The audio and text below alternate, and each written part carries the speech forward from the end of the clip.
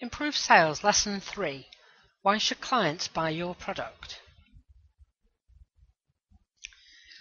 If you don't know the answer to this question, you'll not be able to sell effectively to clients because you'll not be able to demonstrate to them why they should buy.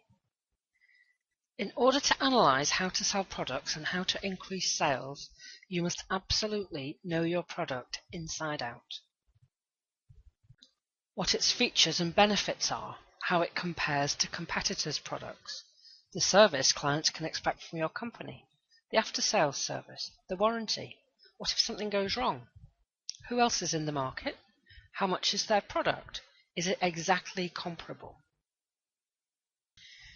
If you offer a range of similar products, what is the raison d'être for each product?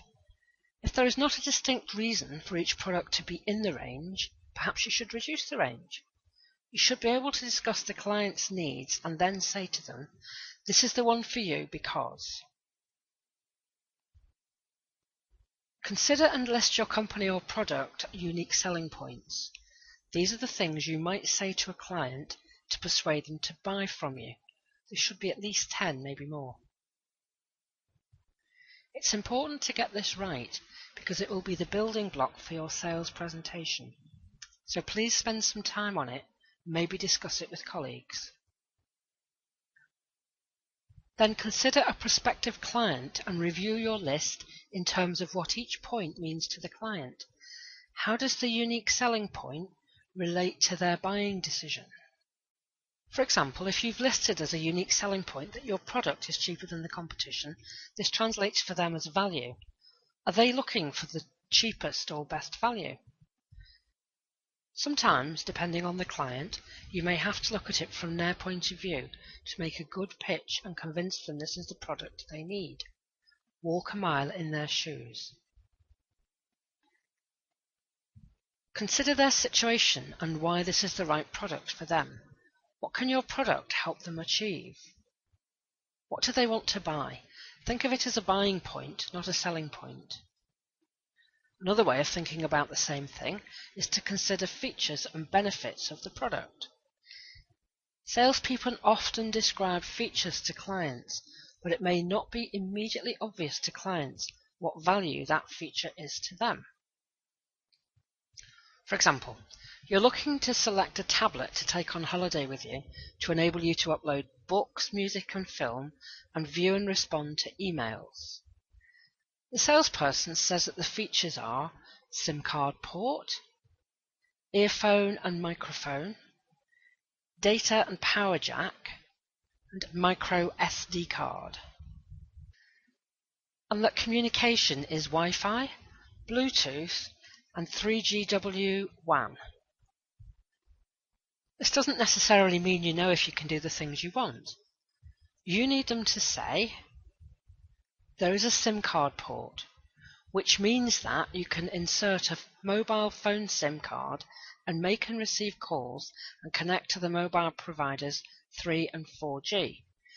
This means that you can use it as a phone as well as a tablet. It has an earphone and microphone. The earphone means that you can listen to music or videos without interrupting other people near you. Having a microphone means that you can record your voice onto the tablet. It has a data and power jack, which means that you can connect it to a network via an Ethernet cable, so you are not tied to just battery power, you can use it as a plugged-in device. It has a micro SD card, which means that the capacity of the hard drive can be increased by buying more SD cards, so you will have more memory in the device, increasing your capacity to upload books and films. Communication is Wi-Fi, which means that you can access the internet without using your data allowance on the SIM card, so it will save you money. Communication is Bluetooth, which means that you can connect to other Bluetooth devices and exchange files and photos. This will allow you to send photos you've taken to family and friends. Communication is 3GW1, which means that if there is no Wi-Fi available, you can use the 3G if supported by your SIM card. This will allow you to access your emails in an area where there is no Wi-Fi. The highlighted text is the benefit, the point that is important to the customer. They don't need to know or understand the why or how of it, just what it means to them. This is the benefit to them. When explaining features, you should think, which means that, after the benefit, and then complete the sentence for the benefit of the client. For example, this suit is made of a wool polyester mix, which means that it looks and feels expensive and the wool gives it a warm handle, but the polyester element means that the price is slightly lower than pure wool and the fabric does not crease as much as pure wool after packing or wearing because of the polyester element. This means that the suit is lower priced than pure wool and will look better as it will not crease so much. Now, go back to your USP and think about a particular client you want to sell to. Select the USP that relates to them and write a sentence for each one to use in your presentation meeting, but reverse the order of your feature and benefit sentence and begin with the benefit. This does XYZ because it has this feature. So give them the benefit, not the feature. Now you're showing them why this is the right product for them. This will help you to increase sales. It's much easier to close the sale this way. Exercise. What are your unique selling points? What value does each USP offer to your client? What are the features and benefits? Write a benefit and features sentence for each USP or buying point.